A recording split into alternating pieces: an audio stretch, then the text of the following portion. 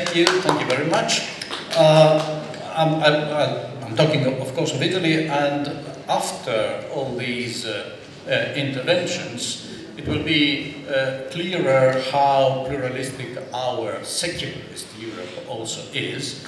The European Humanist Federation, of which I became the president here in this country when we held last May our Congress in Wrocław, is now the largest European organization of this kind, as the International Humanist and Ethical Union is the largest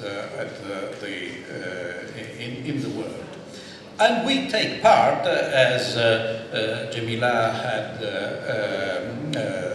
said in her intervention, we are usually one of the most important counterparts of the European institutions when they apply that sort of open, transparent and regular dialogue that they have to take with us and not only with religious communities. Actually, the non-confessional organizations and philosophical and non-confessional organizations to which Article 17 of the Treaty for the Functioning of the European Union is talking about is mostly us on the one hand and the Freemasons on the other, with some common belonging for some of the organizations. And Poland is, of course, that's why we held our Congress this year here, one of the most important battleground, of course, for European humanists, for European secularists, for those who have to counteract against the threat of coming back to a situation where freedom of conscience was not recognized as it was in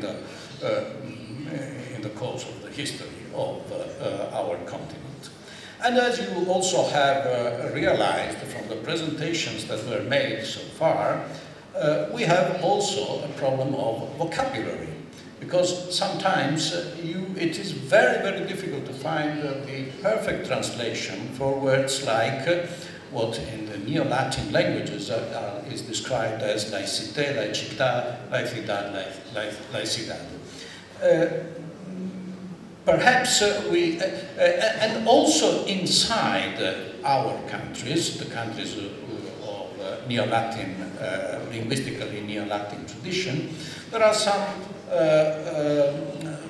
little differences that are linked to the historical development, as it was rightfully said, of our countries. For example, freedom of religion. For an Italian legal scholar, nowadays, after a decades-long struggle, is usually intended as freedom in the domain of religion. It is not just freedom to practice a religious cult. It is also the freedom that you have to be religious or not to be religious. This diversity has some, implies some differences in the models of laicité. Laicité, laicità, laicidad, let's say the struggle for the secularity of public institutions and the state, the European institutions and so on, is the political and just political theory that wants the state to be neutral in front of all the attitudes towards religion. But there are some differences that are the consequence of history. For example, in France, the idea of separation of church and state is always said to be enormously different from the American idea of separation, because this was a controversy that was very vivid a few years ago in Italy. They accused us, the Italian secularists, and also the Italian liberals, to have followed too much the French model that is, building a secular state, as it was done in the 19th century, where the Italian state was first established in 1861, on the basis of a struggle against the main religion of the country, that was the Catholic religion, whereas they said we should have followed the American pattern that was building upon freedom of religion. This was somehow wrong, in my opinion, controversy, because the liberal idea of secularity, what we call laicismo in Italian, that is the theory of those who want the state to be laico, to be neutral, in Italy was built precisely upon a liberal attitude and was to an extent unlike what was the Jacobin original tradition in France, not so much based upon the sovereignty of the nation that was considered to have to be superior to the differences inside the society, but precisely as a struggle for freedom of individuals. That's why, for example, the two traditional autochthonous religious minorities existing in Italy at the time, that is the Jews and the small Protestant Waldensian church, were very much on our side, and to an extent, like the Jews and the Protestant French, were very much, traditionally very much in favor of laïcité as a way to counteract the previous repression by the Catholic Church. But for example, in the French model, there are some attitudes that are more inclined to a regulation by the state than to neutrality. For example, as it was mentioned also for the Belgian case, this prohibition of celebrating religious marriages that are not preceded by the civil marriage are in a way a breach to the separation principle, because, or take for example, there is still, I don't know whether it is enforced, but in France there is still the prohibition to preach in Breton, which is something that should be quite interesting in comparison with the problems of the preachers in Arabic in the mosques today. But these things are, in a way, a breach to that principle that were not enforced by the advocates of separation in Italy. In a way, you could also say that the neutrality of public institutions was, the religious neutrality was one of the most important aspects of the entire process of Italian unity. It could be perhaps a little bit strange thinking of it today, after that we have the concordate with the Catholic Church since 1929, during the fascist period, and that after World War II we had for so many years a Catholic party that was the largest party in Italy. But if you go to the 19th century, you can say that the first act of the Italian Risorgimento, that is the process of uniting Italy and establishing it as an independent state, was the emancipation of the Jews and the Protestants in February 1848 by the King of Piedmont, Charles Albert, who was the same king who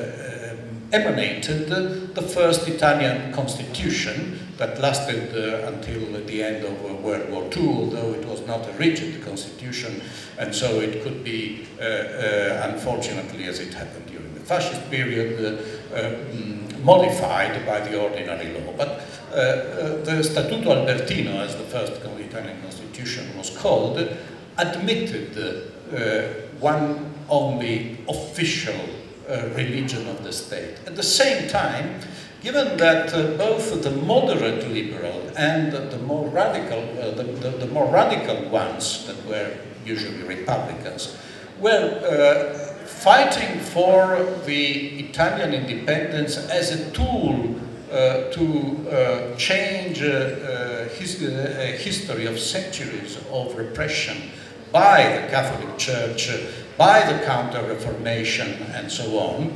The process that was started in 1848 led step by step to the progressive equality among the different religions existing, and to a more and more strict enforcement of laicite as a principle upon which the pre-fascist Italian state was based. And in fact, the Risorgimento ended with what its most important achievement, that was important not just for Italy but for the entire mankind, I would say, that is with the seize of Rome in 1870 by the newborn Italian army that fought against the Pope, and put an end to the secular power of the Church. So this very strict enforcement of secularist ideas, and this war, literally a war against the papal state, and this was really something that was so much important for the foundation of the state that only the fascist regime was able to cancel. After this period where you progressively had public schools, public education, and so on, you came to the fascist period where Mussolini, who used to be an anti-clerical, extreme left socialist before the war, then he became an advocate for the war immediately in 1915, when he still was a socialist. And then when he came to power with the fascist regime, the fascist party was not at the beginning a right-wing organization as it became immediately when it came to power. It was a very, very ambiguous picture that had a left-wing economic agenda, like Marine Le Pen today, one would say, together with a very left-wing economic agenda, together with a right-wing nationalistic program. Very soon started to understand that the best way to consolidate the regime was to come to an agreement with the Catholic Church. The Catholic Church had not accepted the existence of the Italian state. The Pope considered himself a prisoner in the Vatican, despite the fact that the liberal government, immediately after seizing Rome in 1870, emanated a law, the so-called law of the guarantees, la legge delle guarentigie in Italian, that allowed the Pope all the possible freedom, even in its international and diplomatic relationship with the rest of the world. Anyway, Pope declared himself prisoner in the Vatican and also decided the so-called non-expedit policy that forbade Orthodox and believing Catholics to take part in the public life of the state. That was an advantage in a way for us, but it was eroded throughout the years, and at the beginning of the 20th century there was a so-called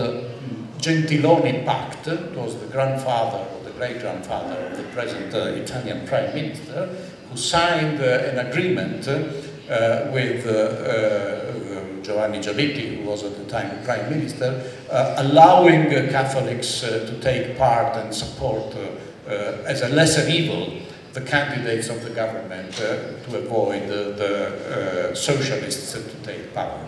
After the war, after Mussolini came to power, one of the very first things he did before the Concordat was introducing religious science in the school in the school classes. It was because of an intervention of Mussolini, not because of a law, a formal law that never existed, that it was just an administrative decision on the furniture of classrooms, and crucifixes were introduced in the public schools of Italy in that moment, immediately after the fascist regime arrived. And in 1929, there was the so-called conciliation or reconciliation between the Catholic Church and the fascist regime. This concordate was an embarrassment, a big embarrassment for all the non-fascist Catholics, of course. Luigi Sturzo, the former head of the Catholic Party, was sent to exile by the Vatican, not by the fascist regime, because he had become something very embarrassing for them. But the most embarrassing thing was that all the privileges that the Concordate gave to the Catholic Church were very much linked both to the fascist regime and to the monarchy. So, after World War II, when fascism was defeated and the newborn democratic state had to be shaped, what to do with the Concordate? Of course, the socialists, the liberals, the republicans wanted to get rid of it. The Christian Democrats and the right wing wanted to maintain it. Who decided? The communists. Palmiro Togliatti, the Stalinist leader at the time of the Communist Party, decided that he needed the agreement of the industrial working class and of the peasants. The peasants were represented by the Catholic Church, and so the communists voted for a mention of the Concordate in the Article 7 of the Italian Constitution. It was an agreement between the Christian Democrats and the communists that reintroduced these extremely embarrassing, but just to give you an example, the status of the cardinals inside the Italian state in the Concordate was parified to those of the princes of the royal house that no longer existed. And all the very, very authoritarian attitude that this was implying was, of course, very, very much evident, and it was a breach to the general principles of the Constitution that these privileges were introduced. But this is interesting because it shows, nowadays, most people in all our countries have, I don't know whether in Poland it is as much obvious as it is in Italy, but if you ask the average Italian or the average French or I think the average Belgian what he thinks about the Catholic Church, for him or for her, the Catholic Church is more or less the church existing since the Second Vatican Council. All that was before was simply cancelled, no longer existed. Now I will tell you a short story that almost no Italian knows, but it is not controversial because the documents were published by the Holy See itself, about the anti-Jewish laws that were introduced in 1938 by the fascist regime. The fascist regime had not been anti-Semitic before that period. It became very racist after the war in Ethiopia against the black population of Ethiopia, but the racist idea of the regime was born with after that, because of that and because the only ally of the fascist regime in Europe was at the end Nazi Germany. So it was a way of appeasing with Nazi Germany that prompted the fascist regime to adopt the anti-Jewish laws in 1938. 25th of July 1943, the fascist regime collapses. The king appoints another prime minister, a general, and all the typical laws of the fascist regime were abrogated. Not all of them, because the exception was precisely the anti-Jewish laws. How was it possible? They were not popular in Italy after all. They were accepted by the population, but there was not such an spread anti-Jewish sentiment after 100 years of emancipation of the Jews. The reason was that there was an intervention by the Vatican. Father Tacciventuri, who was one of the most prominent Jesuits of its time, one that had negotiated the Concordat years before with the fascist regime, was sent by the then Cardinal Secretary of State Maglione, the Secretary of State of Pius XII, to the new Italian Interior Minister, who was a prefect, to say that it was not the case to entirely abrogate the anti-Jewish laws, because persecuting was wrong, discriminating was right. Will you not be prepared to go back to 1848 with equal rights in the civil and political field for the Jews and the Catholics? So there is a letter that was written by Father Tacciventuri to Cardinal Maglione, because he said that he, and despite the pledge, the request that he received by terrorists, the Jews still hiding and fearing persecution, and according to the written instructions received by the Cardinal on August 18th, in this meeting with the new Italian authorities, he, I quote, had forbore from even mentioning the possibility of a total abrogation of the law that, according to the principles and tradition of the Catholic Church, contains part that deserve to be abrogated, but also others that deserve being confirmed. And it was because of this intervention by the Catholic Church in 1943, not in 1743, that the anti-Jewish laws introduced by the fascist regime were not abrogated by an independent decision of the new Italian government after the collapse of the fascist regime, but only in execution of a clause of the armistice that was imposed on Italy 3 months later by the Anglo-American allies. Now, this very, I spent a little time to explain this very, very nasty and shameful story that no Italians nowadays knows, no Catholic Italians nowadays knows, despite it is not controversial, it is published, these letters were published, as I said, by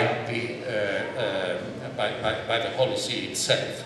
Because it shows the reasons why we, the secularists in Italy, in France, in Belgium, and in many other European countries have been so anti-clerical in the 19th century and in the 20th century. This was the kind of church that we had in front of us, and this is the kind of church that, to an extent, still survives in some of the minorities inside the Catholic Church that are very well represented also in its own hierarchy. Anyway, there was no reference to God in the Italian Constitution, and step by step, this clause of the recognition of the Concordat in Article 7 of the Constitution was by the years more and more restricted by the interpreters. At the beginning, the formula is very critical. It says that the relation that the state and the church are, in their respective competence, independent and sovereign.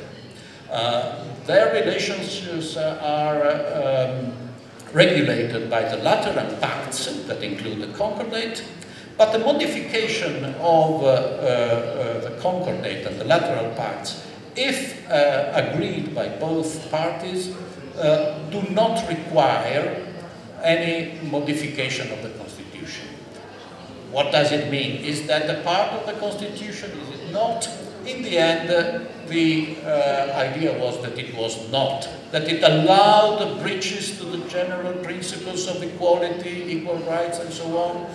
Although Article 8, immediately after Article 7, said that all the religious ideas are equally free, not equally before the law, but equally free. That was a step forward.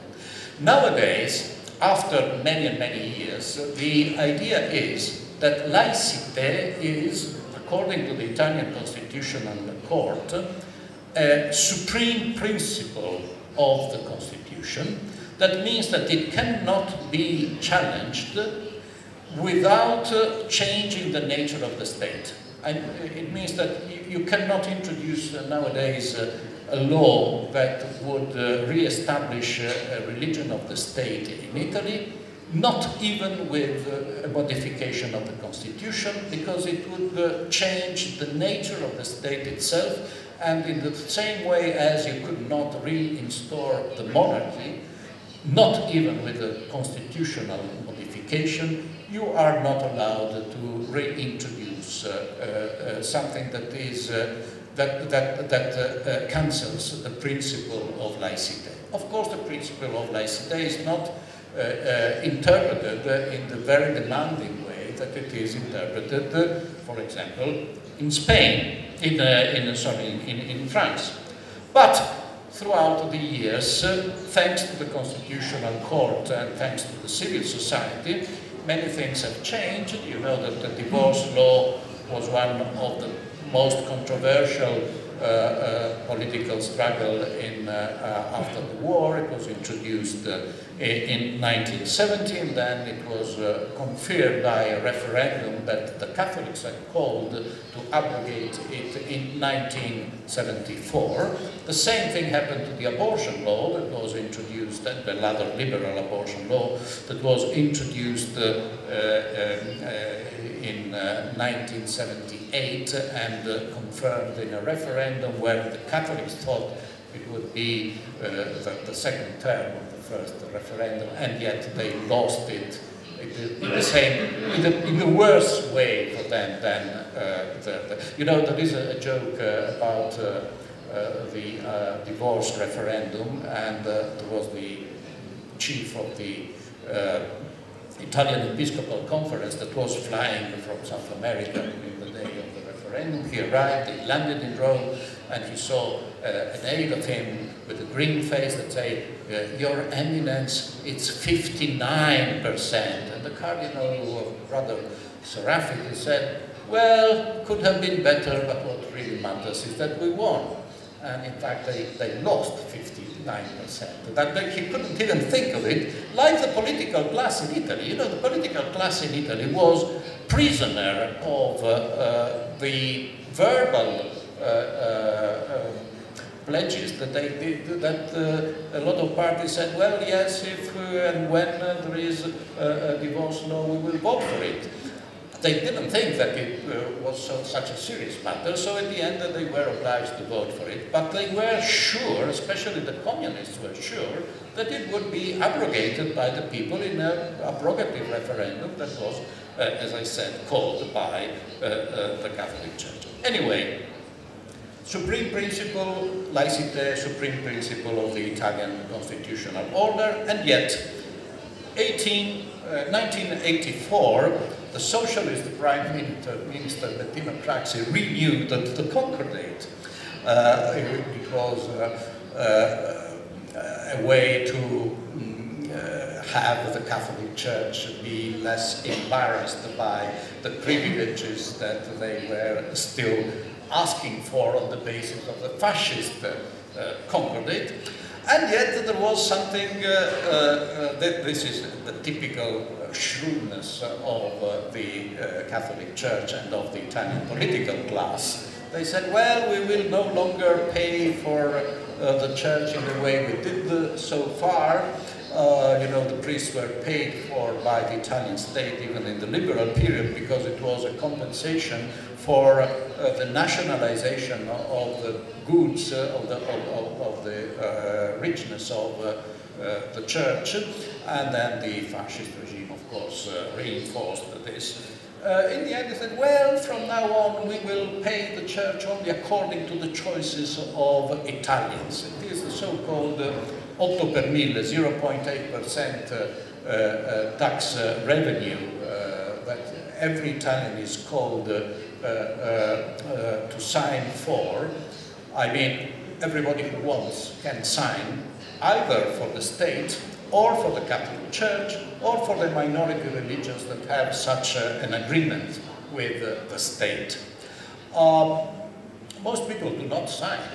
Those who have their taxes already automatically taken by their employers usually do not bother to do it. So that, for example, if you have just 40% of the Italians doing this, and 35% say they want, and 36% of this 40% wants to give the money to the Catholic Church, the Church received 80% of the general revenue generated by the 0.8%. Because those who do not sign for anything do not count. Most Italians, of course, were led to think that if you don't sign anything, you don't give money to any particular body. But given that the state itself is considered among those who could receive this money, the consequence is that this very, very shrewd mechanism is somehow tricky and gives the church the last, although this has been decreasing and decreasing and decreasing, and more and more people are aware of the mechanism. You know, there is also another problem here, that people do not trust the Italian state. And secularists have one more reason why not trusting the Italian state. You know, when Berlusconi was the prime minister, the part of this 0.8% tax revenue that Italians signed, I do not want to give it to any church. I want it to be given to the state. You know what use Berlusconi did of this? He gave this money to the Catholic diocese, not for religious purposes, but because they wanted it to be used for the restoration of the artistic heritage. But it was not given through the state bodies that are in force of the preservation of the artistic heritage. It was directly given. So the result of this is that I mentioned at the beginning that the beginning of the Italian Risorgimento, the first step was recognizing equal rights to the small Italian Waldensian Protestant church, the most ancient church of the Reformation, you can say, because it existed as a heretical sect, at the beginning existed as an heretical sect 3 centuries before joining the Reformation in the 16th century.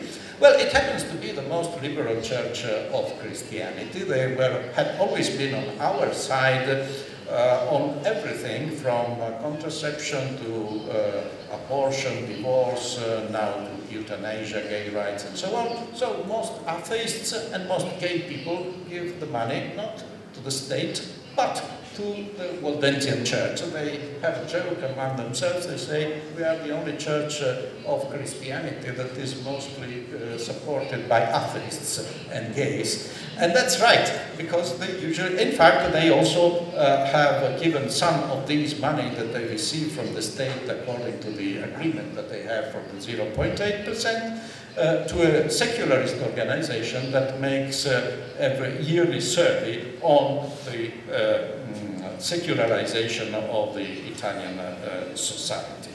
I'll just give you a hint of the situation now, if I find it, because there is this, I don't know if you can see it, this is a graph that is made on the basis of this study that has been made now for more than 20 years. This is an index of the secularization of the Italian society, the upper one, that shows how year by year, and whatever happens in the society, whoever is the Pope, with steadiness that has more to do with demography than with anything else. Italians are more and more secularized. This is the result of 300 indicators that we collect each year, from how many people are attending religious schools at school, how many people are in religious schools, how many priests, new priests arrive, how many, and so on and so on and so on. This other one is how many resources the state is giving to the Catholic Church.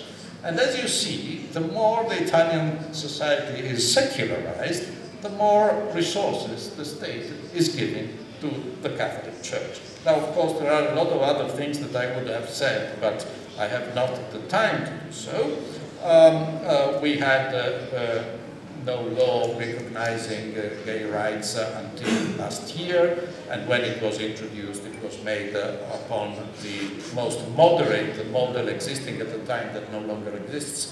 That was the German one, because Germany was the only state that did not recognize equal marriage in Western Europe, and now, of course, as you know, Germany has introduced it. But Renzi was very clever in showing how progressive he was recognizing gay marriages, gay families, and at the same time saying to the Catholic Church, you see, you didn't want a more moderate proposal we did a few years ago. If you are against this very moderate proposal now, you will have a gay marriage within a matter of years. And so they both had it. I will come to the conclusion just with the same conclusion that you did a little bit before. That is that now we have a more diverse society because of the presence of Islam. Now, in Italy, we have not the situation that we have in other countries, thanks to the inefficiency of the Italian state in the 60s and 70s. We didn't build the banlieues that they have in France just because of inefficiency.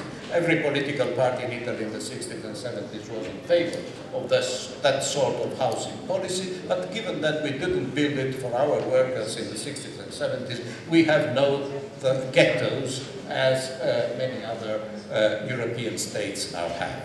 But there is this growing presence of Islam in Italy as well, as you know, through migration and so on. Even though the largest religious minority in migration is not the Islamic one, but the Orthodox from Eastern Europe, who don't know Italian, believe this is true. Anyway, as a consequence of this, you know, the interreligious dialogue has been introduced by the Italian state as the alternative to state policies for integration of the immigrants in the democratic structures of the state. The most intelligent part of the Catholic Church will try to seize this opportunity to reinstore the privileges that they have, or to defend the privileges that they have. For example, the crucifix in classrooms that was introduced by Mussolini immediately in the early 20s when he arrived to power, are still there. The most intelligent part of the Catholic Church would prefer to have the crucifix and the crescent rather than the white wall that our Waldensian friends together with us would like to have. So it's a long struggle. We are probably giving the Catholic Church about 10 billion euros a year. There's a lot to do. We have no euthanasia law, no real equal rights and equal social dignity for gay couples, and so on and so on. But we will also have to go along this struggle in the next few years in Italy.